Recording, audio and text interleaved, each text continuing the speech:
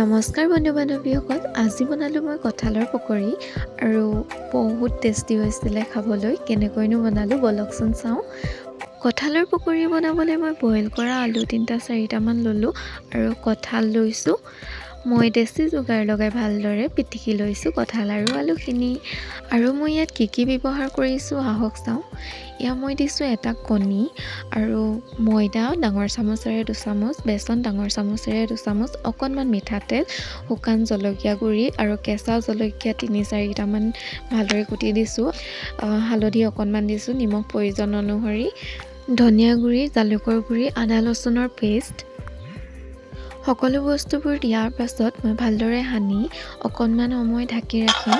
ঢাকি ৰখাৰ পাছত মই কেৰাহীখন পাতি দিছোঁ। এতিয়া তেলখিনি অকণমান গৰম হ'বলৈ দি মই চামুচৰ সহায়েৰে পকৰিখিনি বনালোঁ আৰু খাবলৈ বহুত টেষ্টি হৈছিলে। আপোনালোকে এবাৰ ট্ৰাই কৰি চাব পাৰে। এতিয়া কঁঠালৰ মুচিৰ ছিজন যিহেতু মই বাৰীৰে কঁঠাল ছিঙি আনিছিলোঁ কঁঠালৰ তৰকাৰী বনাবৰ কাৰণে, আৰু তৰকাৰীখন মই বনালোঁ আৰু ভিডিঅ' দিয়া আছে। ডেছক্ৰিপশ্যনত লিংক দি থৈছোঁ, আপোনালোকে চাব পাৰে এবাৰ। কঁঠালৰ তৰকাৰীখন বনাবলৈ ৰেডি কৰি ৰখাৰ পৰাই মই অকণমান কঁঠাল ৰাখি থৈছিলোঁ। এনেকৈ নতুনকৈ এটা ডিছ মই ট্ৰাই কৰি চাম বুলি, কঁঠালৰ পকৰি বনাই চাম বুলি মই অকণমান ৰাখি থৈ দিছিলোঁ।